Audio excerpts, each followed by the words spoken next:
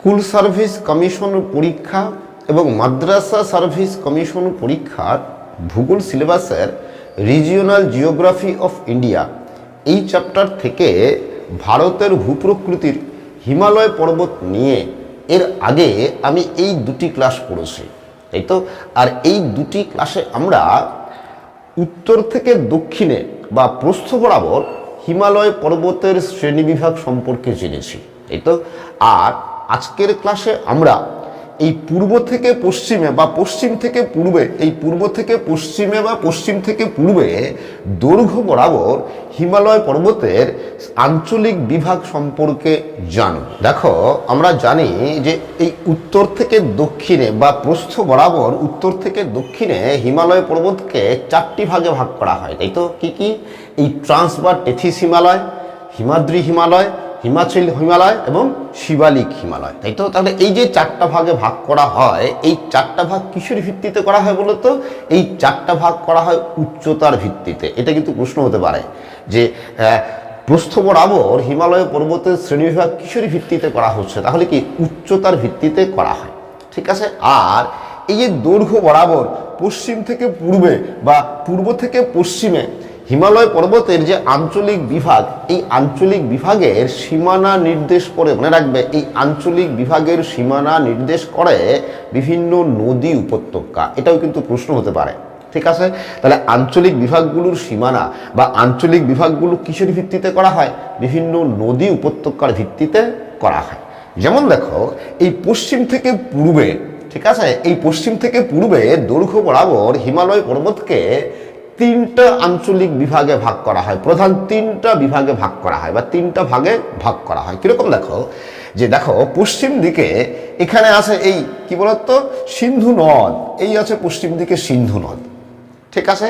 এবার এই সিন্ধু নদ থেকে পূর্ব দিকে দেখো, এটা নেপাল সীমান্ত, এই নেপাল সীমান্তে আছে কালী নদী, নেপাল সীমান্তে আছে কালী নদী, ঠিক আছে। তাহলে এই পশ্চিমে সিন্ধু নদ থেকে পূর্বে এই নেপাল সীমান্তের কালী নদী পর্যন্ত এই যে অংশ, এই অংশ হিমালয়ের এই অংশটাকে বলা হয় পশ্চিম হিমালয় বা ওয়েস্টার্ন হিমালয়, ওকে।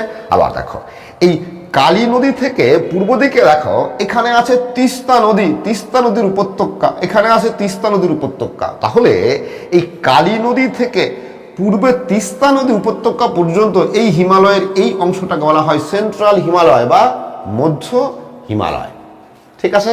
আবার দেখো, এই তিস্তা নদী থেকে এই পূর্বে এখানে আছে এই ব্রহ্মপুত্র নদ, ঠিক আছে।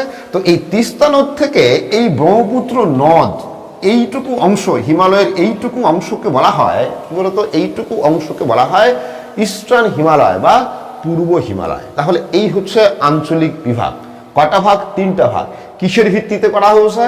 কি এই নদী খাতের ভিত্তিতে করা হয়েছে। এগুলো কিন্তু প্রশ্ন হয় যে কোন নদী থেকে কোন নদীর মাঝে পশ্চিম হিমালয় অবস্থিত, তাহলে কোন নদী থেকে? সিন্ধু নদ থেকে পূর্বে কি কালী নদী, তাই তো। মধ্য হিমালয় কোন কোন নদী? কালী নদী থেকে কোন নদী?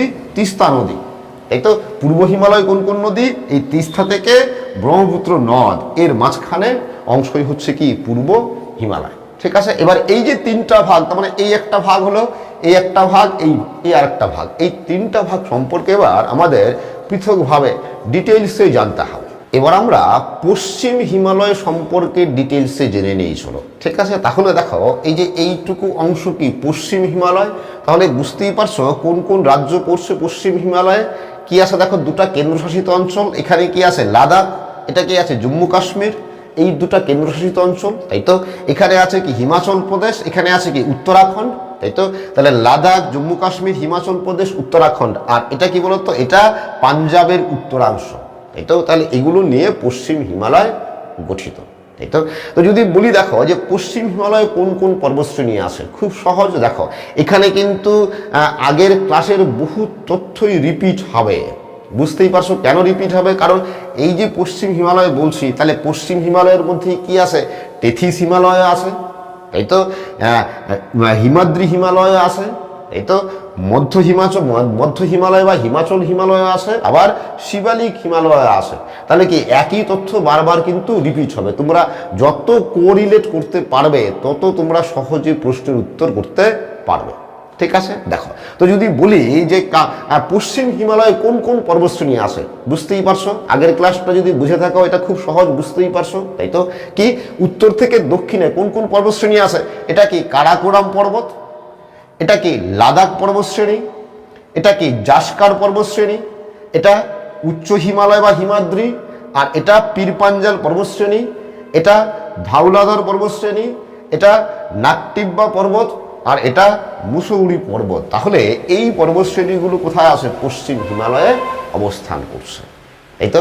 এবার দেখো, এবার এই পশ্চিম হিমালয়কে আবার তিনটা উপবিভাগে ভাগ করা হয়। কি বলছি? পশ্চিম হিমালয়কে আবার তিনটা উপবিভাগে ভাগ করা হয়। ওকে, একটা হচ্ছে কি, দেখো তাহলে এই যে এখানে এই যে সিন্ধু নদ আছে, সিন্ধু নদ আর এখানকার এই লাদাখ আর জম্মু কাশ্মীর রাজ্য নিয়ে, কি বলছি, সিন্ধু নদের পূর্ব দিকে লাদাখ ও জম্মু কাশ্মীর রাজ্য নিয়ে গঠিত হয়েছে বা হিমালয়ের অংশকে বলা হয় কাশ্মীর হিমালয়। এই কাশ্মীর হিমালয় মোটামুটি এখানে আছে চন্দ্রভাগা নদী, এই চন্দ্রভাগা নদী দ্বারা বিচ্ছিন্ন, মানে চন্দ্রভাগা মানে পশ্চিমে সিন্ধু নদ থেকে পূর্বে মোটামুটি চন্দ্রভাগা নদী পর্যন্ত এইটুকু অংশ হচ্ছে কাশ্মীর হিমালয়। তো কাশ্মীর হিমালয়ে কি কি আছে? কাশ্মীর হিমালয়ে লাদাখ আছে আর জম্মু কাশ্মীর আছে। ঠিক আছে, আবার দেখো তাহলে এটা চন্দ্রভাগা নদী, আবার এখানে দেখো এখানে প্রবাহিত হচ্ছে শতদ্রু নদী।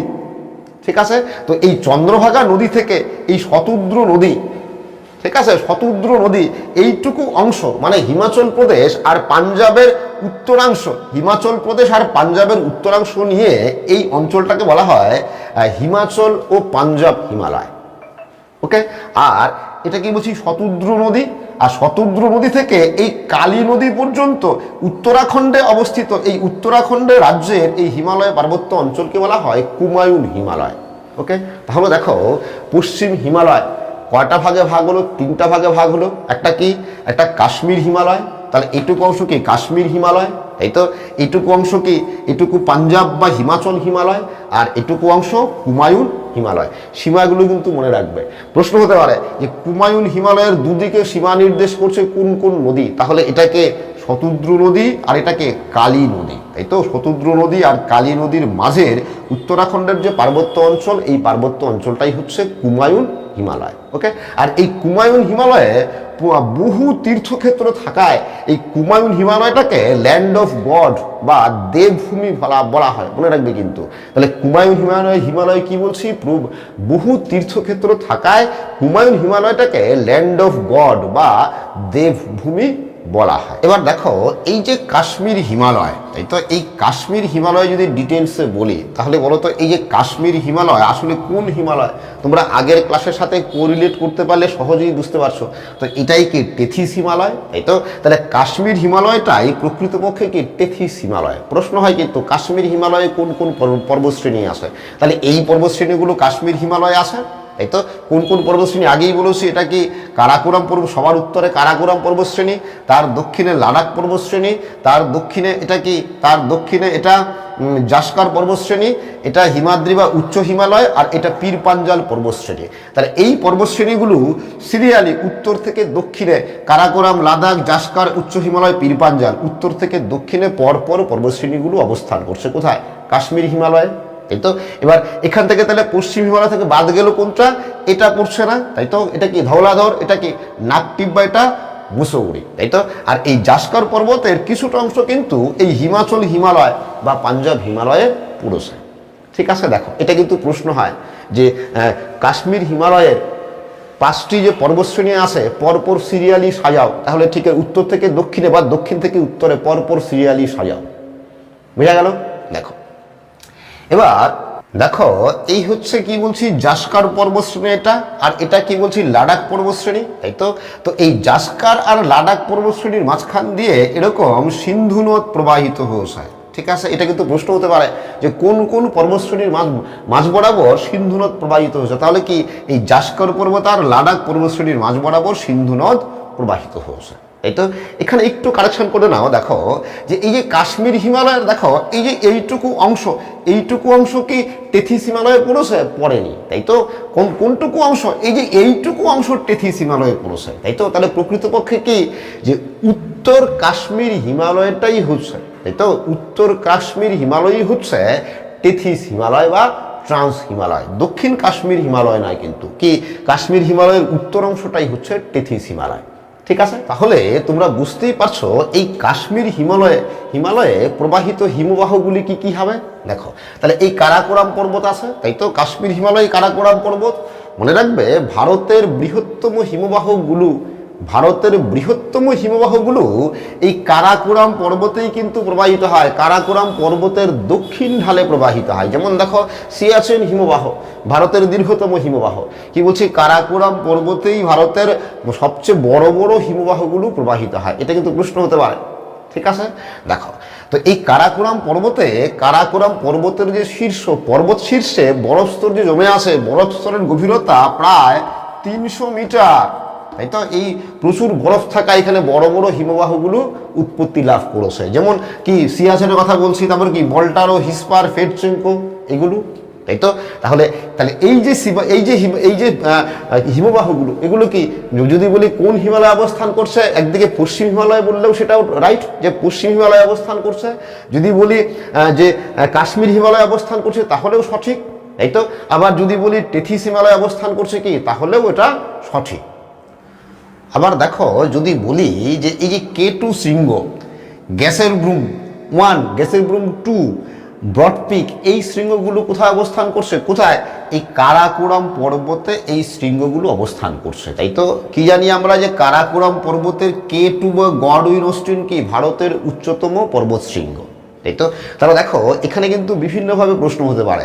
যদি বলি তাহলে এই শৃঙ্গগুলো কি, তাহলে এই কারাকোরাম পর্বত কোন হিমালয়ে? টেথিস হিমালয়ে আছে, তাই তো। তাহলে এই শৃঙ্গগুলো কি টেথিস হিমালয়ের শৃঙ্গ বলতে পারি, তাই তো। আবার এগুলো কি পশ্চিম হিমালয়ে আছে বলতে পারি, তাই তো। এবং আরও কি বলতে পারি যে এই শৃঙ্গগুলো কি কাশ্মীর হিমালয়ে অবস্থান করছে। প্রশ্ন কিন্তু বিভিন্ন অপশন দিয়ে হতে পারে। ওকে, এবার দেখো যে এই যে কারাকোরাম পর্বতে এই টেথিস হিমালয় বা এই কাশ্মীর হিমালয় বা পশ্চিম হিমালয়ে দেখো এখানে কি আছে, আমরা জানি কি আছে, লাদাখ মালভূমি, তাই তো, যেটা কি ভারতের উচ্চতম মালভূমি। আগের ক্লাসেই বলেছি, আমরা আলোচনা করেছি বিস্তারিত, তাই তো। তো এই লাদাখ মালভূমি এখানে আছে, তার মানে কি পশ্চিম হিমালয় বা কাশ্মীর হিমালয়ে আছে, তাই তো। তো এই লাদাখ মালভূমিতে প্যাংগং হ্রদ, ভারতের উচ্চতম লবণাক্ত জলের হ্রদ অবস্থান করছে, তাই তো। তাহলে এই প্যাংগং হ্রদ লবণাক্ত জলের হ্রদ। আবার এই সোমরারি হ্রদ, এটাও কি লবণাক্ত জলের হ্রদ, কোথায় আছে? কাশ্মীর হিমালয়ে অবস্থান করছে, তাই তো। আবার এখানে এটা কি বলেছি, এটা উচ্চ হিমালয়, এটা কি পীর পাঞ্জাল পর্বতশ্রেণী, এর মাঝখানে যে উপত্যকা, এর নাম কি কাশ্মীর উপত্যকা, তাই তো। তাহলে এই কাশ্মীর উপত্যকাও কোথায় আছে? কাশ্মীর উপত্যকাও এই পশ্চিম হিমালয় বা কাশ্মীর হিমালয়ে আছে। এই কাশ্মীর উপত্যকাও সম্পর্কে আমরা আগের ক্লাসে বিস্তারিত জেনেছি, তাই তো। আবার দেখো যে এই নাঙ্গা পর্বত, যদি বলি যে নাঙ্গা পর্বত কোথায় আছে? এখানে আছে নাঙ্গা পর্বত, তাই তো। তাহলে নাঙ্গা পর্বত কোন পর্বতের অংশ, কোন পর্বতশ্রেণীর অংশ? কোন পর্বতশ্রেণী? হিমাদ্রি বা উচ্চ হিমালয়ের অংশ, তাই তো। তাহলে নাঙ্গা পর্বত হিমাদ্রি বা উচ্চ হিমালয়ের অংশ, কিন্তু কোথায় আছে? কি কাশ্মীর হিমালয়ে আছে বা পশ্চিম হিমালয়ে অবস্থান করছে। আবার দেখো যদি কাশ্মীর হিমালয়ের গিরিপথের কথা বলি, দেখো তাহলে এই যে কারাকোরাম গিরিপথ কোথায় আছে? এই কারাকোরাম পর্বত অতিক্রম করেছে, তাই তো। তাহলে কোন টেথিস হিমালয়ে আছে বলতে পারি, তাই তো। আবার কি বলতে পারি? কাশ্মীর হিমালয়ে আছে বা পশ্চিম হিমালয়ে আছে, তাই তো। এছাড়া দেখো যে জজিলা গিরিপথ, এই দুটা গিরিপথ কি হিমাদ্রি হিমালয়কে অতিক্রম করেছে, কিন্তু অবস্থান করছে কোথায়? দেখো এই কাশ্মীর হিমালয়ে বা পশ্চিম হিমালয়ে অবস্থান করছে, ঠিক আছে। আবার দেখো যে পীর পাঞ্জাল, বানিহাল, বুন্দেলপুরি, এই গিরিপথগুলো কি বলতো? এই গিরিপথগুলো হিমাচল হিমালয় বা মধ্য হিমালয়কে অতিক্রম করেছে, কিন্তু আসে কোথায়? এই পশ্চিম হিমালয় বা কাশ্মীর হিমালয়ে অবস্থান করছে, ঠিক আছে। এখানে তোমাদের কিন্তু একটা কনফিউশন হতে পারে যে আমরা এই যে হিমাচল হিমালয় কথাটা কিন্তু দুটা অর্থে ব্যবহৃত হচ্ছে, ঠিক আছে। দুটা ক্ষেত্রে ব্যবহৃত হচ্ছে। একটা কি বলতো, যে এই যে হিমাচল রাজ্যে হিমালয় পার্বত্য অঞ্চলটাই হচ্ছে হিমালয় এবং পাঞ্জাব মিলে, ঠিক আছে। আবার এই পূর্ব থেকে পশ্চিমে এই যে সমান্তরাল পর্বতশ্রেণী একটা আছে, তাই তো এই সমান্তরাল পর্বতশ্রেণীটি মানে উচ্চ হিমালয়ের দক্ষিণের যে পর্বতশ্রেণীটি আছে এই গোটা পর্বতশ্রেণীটা কিন্তু এই পর্বতশ্রেণীটাকেও কিন্তু কি হিমাচল হিমালয় বা মধ্য হিমালয় বলা হয়।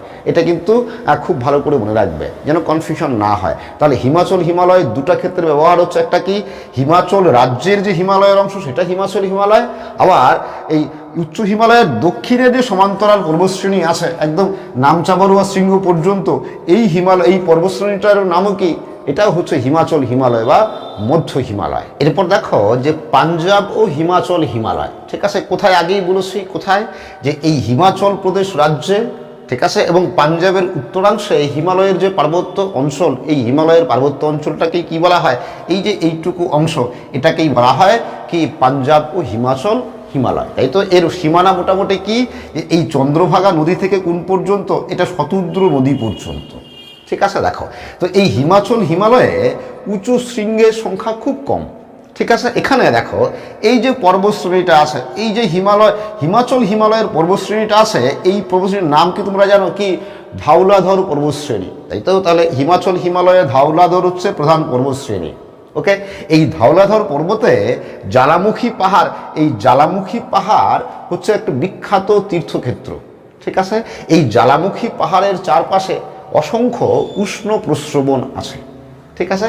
এছাড়া দেখো যে এই যে হিমাচল হিমালয় বা পাঞ্জাব হিমালয়ে কুলু, কাংড়া, লাহুর, স্পিতি এই উপত্যকাগুলো আছে, ঠিক আছে। এবং এই উপত্যকাগুলি আপেল চাষের জন্য বিখ্যাত। এই কাংড়া উপত্যকায় চা চাষ হয়, ওকে। দেখো এই কুলু উপত্যকা কোথায় আছে, আগের দিনই বলেছিলাম, তাই তো। কুলু ভ্যালি কোথায় আছে, যে এটা কি পর্বত, পীরপাঞ্জাল পর্বতশ্রেণী, তাই তো। আর এটা কি ধওলাধর পর্বতশ্রেণী। তো এই পীরপাঞ্জাল আর ধওলাধর পর্বতশ্রেণীর মাঝখানে এখানে অবস্থান করছে কি কুলু উপত্যকা বা কুলু ভ্যালি। কি বলেছিলাম, এই কুলু ভ্যালিটা কি একটা অনুপ্রস্থ উপত্যকা। আবার দেখো এই যে জাস্কার পর্বতশ্রেণী আছে, এই জাস্কার পর্বতশ্রেণীর কিছুটা অংশ আবার কি দেখো এই হিমাচল হিমালয়ে অবস্থান করছে, ঠিক আছে। তো এই জাস্কার পর্বতশ্রেণীর সর্বোচ্চ শৃঙ্গ তোমরা জানো কি লিওপারগেল হচ্ছে জাস্কার পর্বতের সর্বোচ্চ শৃঙ্গ, তাই তো। এই লিওপারগেল শৃঙ্গটা কিন্তু এই হিমাচল হিমালয়ে অবস্থান করছে, ঠিক আছে। এছাড়া এই মিনজেরি আরেকটি উল্লেখযোগ্য হিমাচল হিমালয়ের পর্বত শৃঙ্গ, ঠিক আছে। এবার যদি আমরা পাস বা গিরিপথগুলো দেখি তাহলে দেখবে যে এই হিমাচল রাজ্যে বা হিমাচল হিমালয়ে রোটাং, শিবকিলা, বড়লাচলা এই গিরিপথগুলি অবস্থান করছে, ঠিক আছে। এই গিরিপথ প্রত্যেকটা কি তোমরা আগের ক্লাসে পড়েছো কি হিমাদ্রি হিমালয়কে, তাই তো হিমাদ্রি হিমালয়কে অতিক্রম করেছে, ওকে। এরপর দেখো যে এই যে হিমাচল হিমালয়ে বহু পর্যটন কেন্দ্র গড়ে উঠেছে, প্রাকৃতিক সৌন্দর্যের জন্য বহু পর্যটন কেন্দ্র গড়ে উঠেছে। যেমন দেখো যে সিমলা, রানীক্ষেত, আলমোড়া, তাহলে এই যে পর্যটন কেন্দ্রগুলো আছে, এই পর্যটন কেন্দ্রগুলো কোথায়, এই হিমাচল হিমালয়ে অবস্থান করছে। প্রত্যেকটা দিয়ে কিন্তু এরকম প্রশ্ন হতে পারে। এরপর দেখো এই যে পশ্চিম হিমালয়ের সর্বশেষ ভাগ, এই ভাগটা কি বলেছিলাম, কুমায়ুন হিমালয়, তাই তো। কুমায়ুন হিমালয় কি, যে উত্তরাখণ্ডের রাজ্যের যে হিমালয় পার্বত্য অঞ্চল, সেই হিমালয় পার্বত্য অঞ্চলকেই কুমায়ুন হিমালয় বলা হয়। এর সীমানা নির্দেশ করছে কি, আগেই বলেছি কি এটা কি শতদ্রু নদী, তাই তো। পশ্চিমে শতদ্রু নদী থেকে পূর্বে কি এই নেপাল ভারত সীমান্তের কালী নদী, তাহলে এই শতদ্রু নদী থেকে এই কালী নদী পর্যন্ত এইটুকু অংশই হচ্ছে কুমায়ুন হিমালয়, ঠিক আছে। দেখো এই কুমায়ুন হিমালয়ে তিনটা সমান্তরাল পর্বতশ্রেণী আছে, হিমাদ্রি, হিমাচল এবং শিবালিক, তিনটা সমান্তরাল পর্বতশ্রেণী আছে। এবং এই কুমায়ুন হিমালয়ে কি বলতো, কুমায়ুন হিমালয়ে এখানে উঁচু পর্বতশৃঙ্গ আছে, তুষারাবৃত উঁচু পর্বতশৃঙ্গ আছে, বেশ কয়েকটি উঁচু পর্বতশৃঙ্গ আছে। যেমন দেখো যে নন্দাদেবী, কামেট, ত্রিশূল, কেদারনাথ, বদ্রীনাথ এই পর্বতশৃঙ্গগুলি এই কুমায়ুন হিমালয়ে অবস্থান করছে, ঠিক আছে। আর যেহেতু উঁচু পর্বতশৃঙ্গ তুষারাবৃত, ফলে এখানে কি বলতো, এখানে কিছু স্বল্প দৈর্ঘ্যের হিমবাহের উৎপত্তি ঘটে। যেমন দেখো যে গঙ্গোত্রী, যমুনোত্রী, মিলাম, পিন্ডার এই হিমবাহগুলো এই কুমায়ুন হিমালয়ে প্রবাহিত হচ্ছে, ঠিক আছে। তো আমরা জানি এই গঙ্গোত্রী হিমবাহ থেকে কি গঙ্গা নদীর উৎপত্তি, যমুনোত্রী হিমবাহ থেকে কি যমুনা নদীর উৎপত্তি হয়েছে, ঠিক আছে, দেখো তো এই যে কুমায়ুন হিমালয়ের প্রধান দুটি পর্বত, ওকে, কিরকম দেখো প্রধান দুটি পর্বত, এই পর্বতটা কি নাকটিব্বা পর্বত, তাই তো, আর এই পর্বতটা কি মুসৌরি পর্বত, তাই তো। তাহলে এই কুমায়ুন হিমালয়ের নাকটিব্বা পর্বত আর মুসৌরি পর্বত এই দুটা হচ্ছে প্রধান পর্বত। আবার দেখো এই যে উত্তরাখণ্ড রাজ্য, এই উত্তরাখণ্ড রাজ্যের যে হিমালয় পার্বত্য অঞ্চল, এই উত্তরাখণ্ড রাজ্যের হিমালয় পার্বত্য অঞ্চলকে দুটো ভাগে ভাগ করা হয়, ঠিক আছে। তো উত্তরাখণ্ড রাজ্যের এই যে পূর্ব দিকের অংশ, এই পূর্ব দিকের অংশকে বলা হয় কুমায়ুন হিমালয়, আর এই যে পশ্চিম দিকের অংশ, এই পশ্চিম দিকের অংশকে বলা হয় গাড়োয়াল হিমালয়, ঠিক আছে। তোমরা এই কুমায়ুন হিমালয় আর গাড়োয়াল হিমালয়ের মানচিত্রটা লক্ষ্য করো, দেখো পূর্ব দিকের উধম সিং নগর, নৈনিতাল, বাগেশ্বর, চম্পাবত এইসব জেলাগুলো নিয়ে গঠিত হয়েছে কুমায়ুন হিমালয়, ঠিক আছে। এবং পশ্চিম দিকে দেখো এই হরিদ্বার, দেরাদুন, উত্তরকাশী, তেহরি, গাড়োয়াল, পাউরি, চামোলি এইসব জেলাগুলো নিয়ে গঠিত হয়েছে গাড়োয়াল হিমালয়। আবার দেখো এই যে কুমায়ুন হিমালয় আছে, ওই কুমায়ুন হিমালয়ে কি হয়েছে যে হিমবাহ সৃষ্ট কতগুলো হ্রদের তৈরি হয়েছে, যে হ্রদগুলিকে স্থানীয় ভাষায় তাল বলা হয়। এটা কিন্তু প্রশ্ন হয় যে কুমায়ুন হিমালয়ে হিমবাহ সৃষ্ট হ্রদগুলি কি নামে পরিচিত, তাহলে উত্তর কি হবে তাল নামে পরিচিত। বা প্রশ্নটা ঘুরিয়ে হতে পারে যে তাল দেখা যায় কোন হিমালয়ে, অপশন থাকতে পারে, ঠিক আছে, তার উত্তর কি হবে কুমায়ুন হিমালয়, ঠিক আছে। এবার দেখো তো এই যে তালগুলির মধ্যে মনে রাখবে নৈনিতাল, ভীমতাল, পুনাতাল, সাততাল এগুলো উল্লেখযোগ্য, ওকে। আবার দেখো তাহলে এখানে এই যে কুমায়ুন হিমালয়ে কি বলছে তিনটা পর্বতশ্রেণী আছে, তাই তো। এখানে কি আছে হিমাদ্রি, তাই তো, হিমাদ্রি হিমালয়, এটা কি আছে, এটা আছে হিমাচল বা মধ্য হিমালয়, তার নিচে কি আছে শিবালিক হিমালয়। এর আগের ক্লাসে বলেছিলাম যে হিমাচল হিমালয় আর শিবালিক হিমালয়ের মাঝে এখানে অনুদৈর্ঘ্য কতগুলি উপত্যকা তৈরি হয়েছে, যেগুলোকে স্থানীয় ভাষায় কি বলে দুন বলে, তাই তো। এর আগের ক্লাসে দুন কি বিস্তারিত বলেছে এবং দুনের উৎপত্তি কিভাবে হয় সেটা বলেছি, তাই তো। যেমন দুনগুলির মধ্যে দেরাদুন হচ্ছে ভারতের বৃহত্তম দুন। তাহলে যদি প্রশ্ন হয় যে দুন উপত্যকা কোন হিমালয়ে দেখা যায়, কি কোন হিমালয়ে, এই কুমায়ুন হিমালয়ে দুন উপত্যকাগুলি অবস্থান করছে, ঠিক আছে। আর এই কুমায়ুন হিমালয়ের গিরিপথগুলির মধ্যে বা পাসগুলির মধ্যে এই মানা পাস, লিপুলেখ গিরিপথ, এই গিরিপথগুলি উল্লেখযোগ্য, ঠিক আছে। তাহলে এই হলো আমাদের এই পশ্চিম হিমালয়ের সমগ্র বিবরণ। পশ্চিম হিমালয়ের তিনটা ভাগ, কাশ্মীর হিমালয়, পাঞ্জাব ও হিমাচল হিমালয় আর কুমায়ুন হিমালয়, ঠিক আছে। এরপরে দেখো এই সেন্ট্রাল হিমালয় বা মধ্য হিমালয়, সেন্ট্রাল হিমালয় কোন পর্যন্ত, এই ভারত নেপাল সীমান্তের এই কালী নদী থেকে তিস্তা নদী পর্যন্ত, এই মাঝখানটা হচ্ছে কি সেন্ট্রাল হিমালয় বা মধ্য হিমালয়। তো এই সেন্ট্রাল হিমালয় পুরোটাই নেপালে পড়ছে, ঠিক আছে। তো নেপালে পড়ছে, এই জন্য একে নেপাল হিমালয় বলা হয়। তো তোমাদের চ্যাপ্টারটা যেহেতু ভারতের ভূপ্রকৃতি, রিজিওনাল জিওগ্রাফি অফ ইন্ডিয়া, ফলে এখানে মনে হয় না এই নেপাল হিমালয় বা এই সেন্ট্রাল হিমালয় তোমাদের জানার খুব একটা প্রয়োজন আছে, ঠিক আছে। ফলে এটা কিন্তু আমি আর ডিসকাস করছি না, ঠিক আছে। এরপরে কোনটা, এরপরে পূর্ব হিমালয়, কোথা থেকে, এই তিস্তা নদী থেকে কোন পর্যন্ত, এই ব্রহ্মপুত্র নদ পর্যন্ত, এই পুরো এলাকাটাই হচ্ছে পূর্ব হিমালয়। তো এই পূর্ব হিমালয় আমি পরের ক্লাসে ডিসকাস করব, ঠিক আছে। আজকের ক্লাস আমি এখানেই শেষ করছি। তোমরা সবাই ভালো থাকবে, সুস্থ থাকবে, আবার দেখা হবে পরের ক্লাসে।